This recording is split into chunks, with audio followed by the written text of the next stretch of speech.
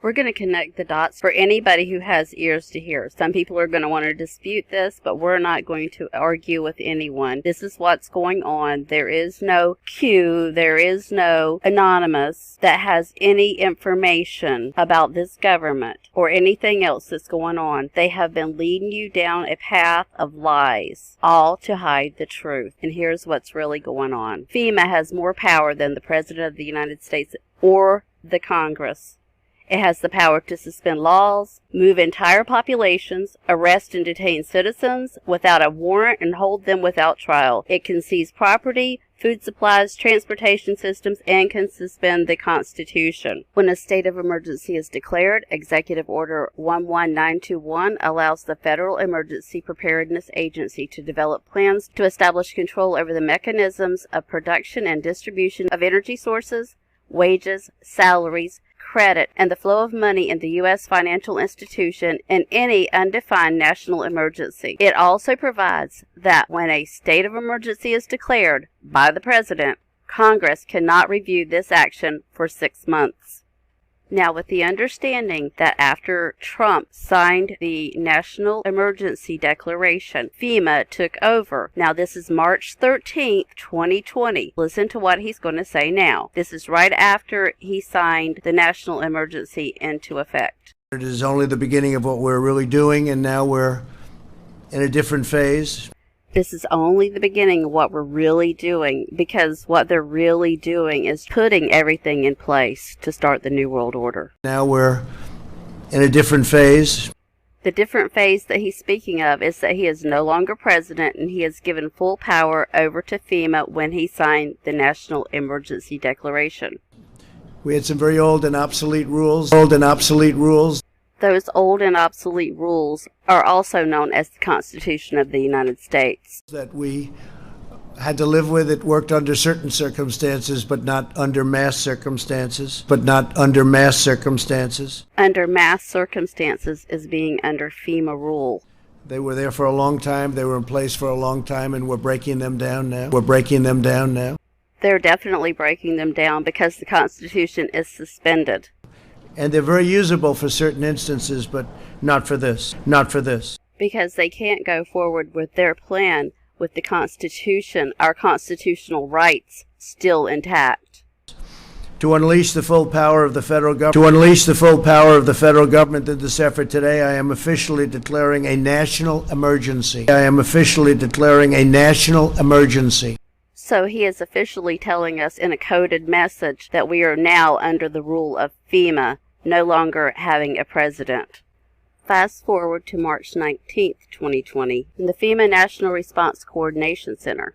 Well, Mr. President, Vice President, thank you for being here. Really appreciate your visit to FEMA. I think your visit really, as you indicated last week, by signing the national emergency, has really empowered FEMA. And he just made the declaration that FEMA is empowered, has really empowered FEMA. Fast forward to April 10th, 2020, in plain words, it's been my great honor to have been their president. Past tense. The American people have been so disciplined. It's been my honor to be their president. I've said it before, I'll say it again, I'll say it always. It's been my great honor to have been their president, and it's been my great honor to have been their president.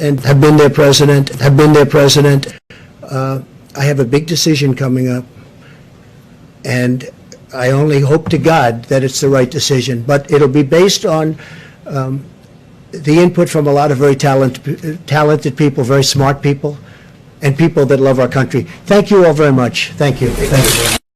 He actually will not be making any more decisions. This group of people that he says will be helping him make decisions are the ones that are making decisions now, because it is FEMA that is making the decisions. And as you can hear in this live briefing, Trump obviously does not know what's going on, because he said, you should have let us know, when Mike Pompeo said, we're in a live exercise. Pompeo says this is a live exercise. And what you'll hear in the background is Donald Trump say, you should have let us know. This is not about retribution.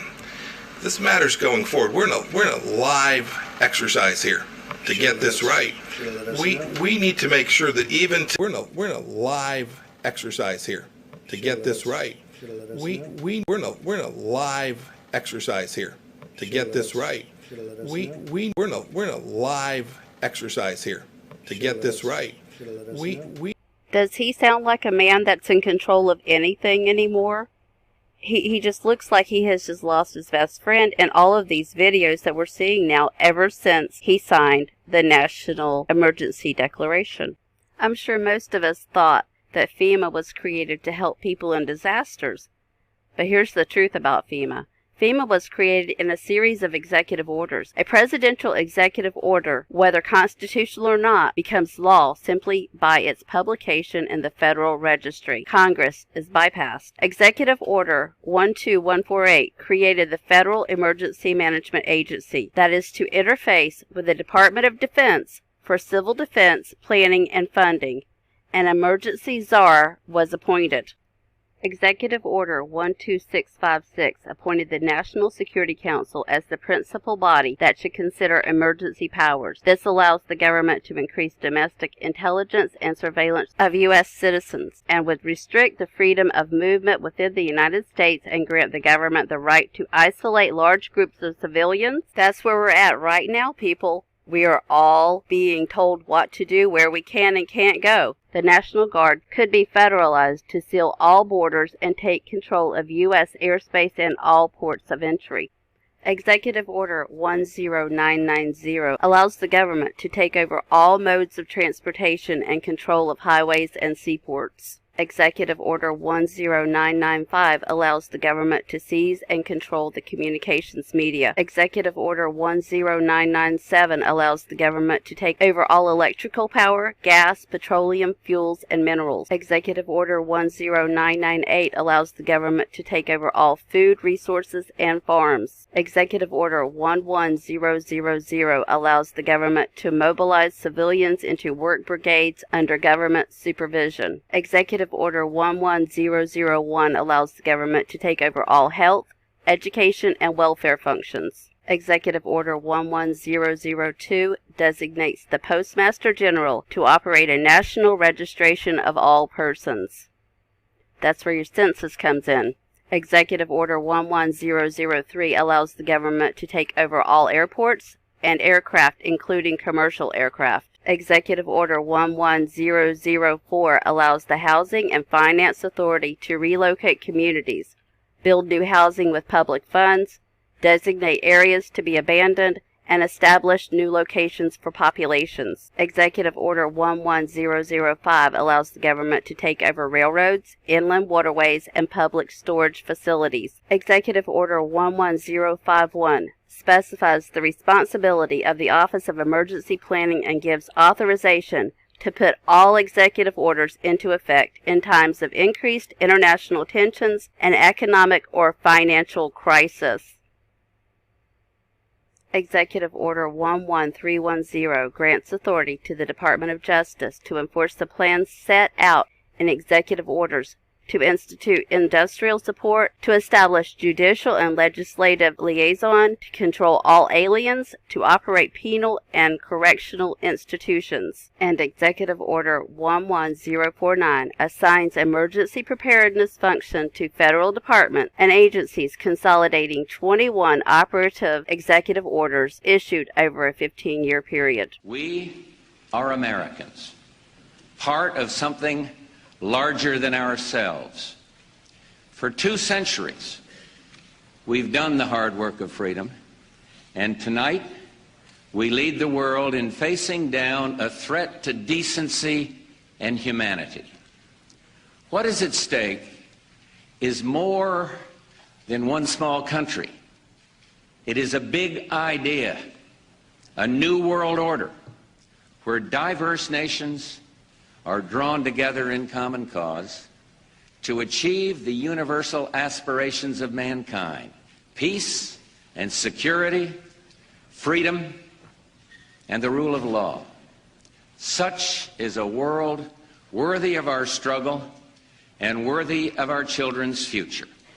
We have before us the opportunity to forge for ourselves and for future generations a new world order, a world where the rule of law, not the law of the jungle, governs the conduct of nations.